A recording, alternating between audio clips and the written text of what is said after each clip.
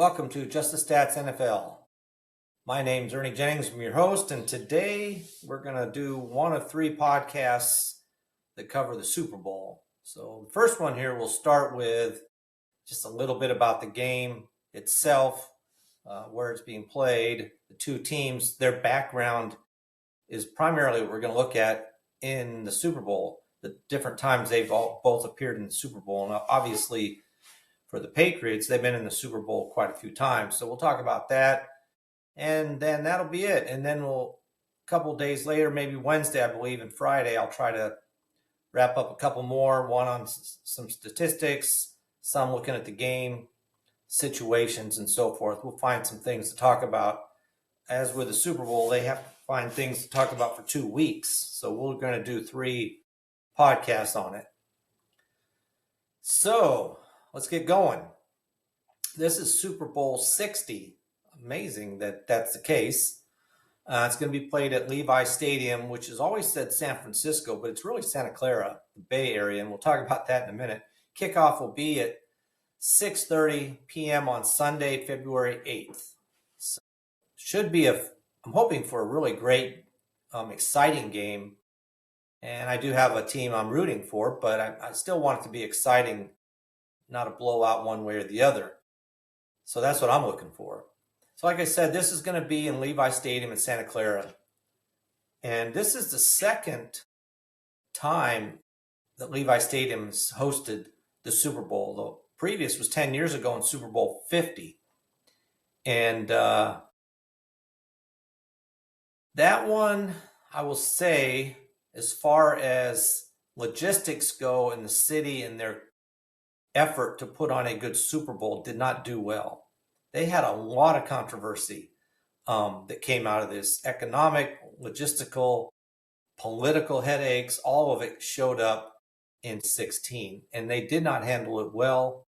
But since then, it seems that they have figured out a way to host not just the Super Bowl, but other major events in sporting world and do it in a way that is good for the fans and the city as well. So just looking back at Super Bowl 50, the city expected to spend about $5 million. Now, you're talking about 10 years ago, so it's a lot more now, on police, transit, and public services. It cost them almost $10 million, in fact, what they estimated. So they were way off. The Super Bowl 50 only generated less than $12 million in revenue. That's incredible. We're talking about the Super Bowl. And we'll see what it's going to generate, what they think it'll generate this time around. Some of the problems they had were traffic, road closures, transit disruptions. They just didn't have it figured out very clearly. The roads were congested, detours were everywhere, transition was delayed. They didn't get it. The transit was delayed. They just didn't have it ready to go. As much as they thought they did, they weren't ready. One of the biggest things, though, that I remember specifically was the fact that they decided to highlight, to me, I thought it was their effort, not their effort, the lack of effort, I think, actually, but the city's homelessness situation. They kind of made it a highlight, and that really bothered a lot of people. Not that that's something, obviously it's something you want to deal with, but the fact that they made it kind of showcase it over the fact that you had a Super Bowl here. And so a lot of people, not only some of those people are homeless, but when you watch them, they're using drugs, the safety effort situation. It was a lot of things like this, and it really did not go over well. And I think they figured that out. If they were ever going to host another sporting event, that would not happen again. Another thing that was a big factor was this kept being pushed as a game in San Francisco when actually it was in Santa Clara, and they did not get their due recognition, they felt like, Santa Clara, financially or publicly. So that's been dealt with. So those are some of the issues they had. Now, so what did they do this year? As I was reading about it, they've obviously made a much bigger effort to prioritize cleaning the streets throughout the Super Bowl week. And they already did this, so they've kind of had practice. In 2025, they had the NBA All-Star game there, and that went over fairly well. So they have kind of gotten a trial run with the NBA All-Star game, which obviously it's a big event, but it's nowhere near. It's what, a fraction the size, and on the scale of events, it's so much smaller than the Super Bowl, but at least it was a shot for them to get a clear idea of how they were going to do things. So they made a much bigger effort on public safety. That's one of the biggest things. They've hired a lot more police to enforce the law. So their presence is going to be much more relevant or pronounced during the Super Bowl week. And they're working with Santa Clara and San Jose, who's also part of this, to make sure everybody's involved, not just one city. Did a lot better job in transit, making sure everybody can get around instead of just shutting off streets. And so running a bunch of extra transit trains, 22 extra trains on Super Bowl Sunday to make sure that everybody can get there. And then a lot more communication between the three cities, which is another lacking thing. So this year, the host committee is thinking they're projecting that between the three cities, they'll pick up a revenue economic benefit of about $440 million. So quite a boon to the area. And obviously, California needs it, seems to be verging on bankruptcy. So they need whatever they can get in that area, obviously. So those are some of the big things with the city itself and their efforts to host another Super Bowl. So I think after 10 years of kind of ugly Super Bowl 50, they're ready now for Super Bowl 60, and they'll do a much better job. Now let's look at the teams. This is the New England Patriots versus Seattle Seahawks. Both teams 14-3 going in. The Patriots had to play one extra game because they were not the number one seed. That was Denver, who they beat. Whereas Seattle got that first week off and then won their next couple of games. So going into it pretty, on paper, at least on record-wise, evenly matched teams. And we'll look at what the odds makers are saying as well. So let's look at the New England Patriots. Obviously, everybody knows they've been in so many Super Bowls. It seems like they're in the Super Bowl every year, but in actuality, they've been in 12. They've won 6. This will be their 12th one, actually. They've won 6, lost 5. So kind of almost split here. If they win this one, they would give them their 7th title, which would tie the Steelers for the most Super Bowl championships. So that's a goal for them. Seattle has a different goal. Now let's look a little bit at these games that the New England Patriots had in the Super Bowl. Now they were in a couple Super Bowls prior to Tom Brady, Bill Belichick era, which was from 2001 to 2018. But they did not win the early ones. We'll talk about those in a second. But the ones they did win were in 2001, the first year. They beat the Rams 20-17, which was an upset that kind of launched this whole Tom Brady, Bill Belichick dynasty. It was the start of the dynasty. 2 years later, they're back in again, and they beat the Carolina Panthers in a really close game. I remember that game, 32-29, just a narrow victory. And the Panthers were really, at that time, a fairly new team. Very next year, beat the Philadelphia Eagles 24-21 to get back-to-back championships.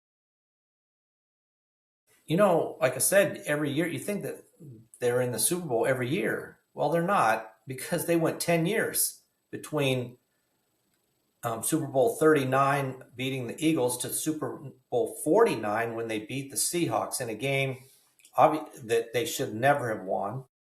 They won that game 28-24 on goal line interception in that game. How crazy was that? Gee, that was terrible. The decision to throw a pass on the 1 yard line when they've been running the ball at will has been a hotly contested event ever since it happened. It's just a crazy play. And then in 2016, 2 years later, in Super Bowl 51, they beat the Falcons in another game they should have had no business winning. And again, you can just look at the decision making of the coaches on the play calling. Throwing a pass why was still to this day, it's amazing that they thought that was a good decision to make. But this was a historic comeback. Patriots were losing 28-3, and they win the game 34-28 in overtime. It was an amazing collapse by the Atlanta Falcons. Just unbelievable. Those are 2 Super Bowls that, honestly, I don't think the Patriots had any business winning. And then their final one was in 2018 in Super Bowl 53. They beat the Rams again in a very low-scoring game, 13-3. It was really more of a defensive struggle than anything else. They lost Super Bowls in 1985, which was Super Bowl 20, against the Bears. They got slaughtered 46-10. That was one of the biggest losses in Super Bowl history. 96 and Super Bowl 31, they were beat by the Packers 35-21. And then they had 2 games against the Giants in Super Bowl 42 and Super Bowl 46. Which was 2007 and 2011. They lost to the Giants twice, 17-14 in the first one and 21-17 in the second one. That was one of Eli Manning's victories there. And then in 2017, Super Bowl 52, they lost to the Eagles 41-33. High-scoring game there. So looking back at some of these memorable ones, the losses to the Giants were incredible. One was in 2007 was when the New England Patriots were undefeated in the regular season, and that ended with the Giants beating them in the Super Bowl. So now, we're down to this Super Bowl, the Patriots against Seattle again. That'll be an interesting game. Now, looking at the Seattle Seahawks Super Bowl history, they've been, I didn't realize this, but they have been to the Super Bowl 4 times. And they've only won once, but they have been there 4 times. In 2005, Super Bowl 40, they played the Steelers. They lost that game 21-10. That was their first trip to the Super Bowl. But Pittsburgh was just too dominant, and Seattle could not handle Pittsburgh. Then in 2013 in Super Bowl 48, that's the big one. They beat the Denver Broncos 43-8. It was a crushing defeat for Peyton Manning. Just a dominating defensive performance by the Broncos. It was really impressive. The Legion of Boom really played well. And Russell Wilson played well as well, but it was the defense that was dominated in that game. Legion of Boom was Richard Sherman, Earl Thomas, Cam Chancellor. Really a great defense that year. And Russell Wilson was really good in that game, and his leadership showed, but he also was pivotal in the loss the very next year against the Patriots in Super Bowl 49 when they lost that game 28-14. They were making a comeback in that game, got down to the 1 yard line, and decided to pass the ball instead of just running it in, and was intercepted. Malcolm Butler intercepted that pass. That is an interception that's been one of the most replayed and debated single plays in Super Bowl history. And you know good and well that it's being shown this next 2 weeks over and over again. So this is a chance for the Seattle Seahawks now to come back and play the Patriots again. And even though we're talking about two completely different teams by now, from 2014 to now 2025, there's like a sense of a rematch versus the Patriots, a redemption and just a franchise resurgence for the Seattle Seahawks to get over that last Super Bowl that they were in and they lost in a crushing way. It's their chance to come back and right the ship and avenge the loss to the Patriots, which would have been now 11 years ago. So that's that's the two teams. It's really amazing when you go back and look at the history of these two teams. This is going to be the Patriots are in a lot, but like I said, they haven't been in the Super Bowl since 2018. So it's been a little while for them. Obviously, it's been even longer for Seattle. So since 2014. So they're looking forward to getting back in this and, like I said, avenging the loss they had before. Now, looking at the odds in this game, the consensus view is that the Seahawks are favored by anywhere from 3.5 to 5 points. And 4.5 has been kind of a standard number that the Seahawks are favored by. And we'll look later in the week at some of the stats and why they're being favored and what's the advantages that they're saying that the Seattle Seahawks have that puts them up as the team that's being favored.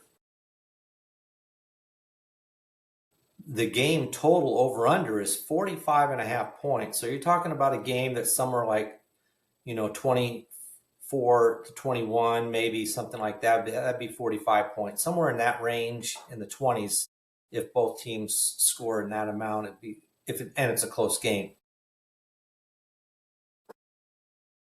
Pretty impressive that Seattle has looked really good in their wins, and the teams they've defeated throughout the year. It's been like I've said before, it's been a much more difficult schedule for the Seattle Seahawks versus what the New England Patriots have done. Not that they've both beaten some good teams. Obviously, they got to the Super Bowl, so they have. But the Seahawks had a much tougher road to hoe, and they've done quite well. So some of the early MVPs, obviously, are the quarterbacks. Sam Darnold for Seattle, Drake May for New England. Always the quarterback's going to be the first shot at getting the MVP. And we'll see what happens there. Honestly, if you're looking at MVPs, like a surprise one, be somebody like Jackson Smith-Njigba, maybe, if Seattle wins, or even Kenneth Walker III, if Seattle wins. And then for, other than Drake May for New England, I'm not sure who could be the guy who, hey, how about the rookie TreVeyon Henderson? Maybe he has some of those breakaway 50-yard runs for New England or something, a couple of those in the game, and rushes for, somewhere like 150 to 200 yards. Maybe he could be the other guy. But for New England, if they win, most likely it's going to be Drake May that gets the MVP. But for Seattle, I think you've got 3 players that could end up being that, not counting anybody on defense, which is always a possibility. Not as likely, though. All right, so that's just a quick look at the two teams, their Super Bowl history, and where it's going to be played, the odds, that kind of thing. Looking forward to looking at the stats behind it. Like I said, why is Seattle favored by 3.5? That's a pretty decent amount. 4.5, actually. They're talking, close to, I don't want to say a blowout, because 4.5 points to 5 points is not a blowout, but it's a pretty big margin for a Super Bowl games. Las Vegas must really like some things about Seattle Seahawks, and we'll look at those things in the next podcast, next couple of ones. Just a quick look at the two teams. Appreciate you listening. Please like and subscribe. You can watch this video on YouTube at Just the Stats NFL. You can listen to it on YouTube, Spotify, Apple, whatever app you may use. I appreciate that. You can leave your comments, and please like and subscribe. So with that being kind of a short one, but I wanted to get it out. That is a wrap. Until next time, I'm out for Just the Stats NFL.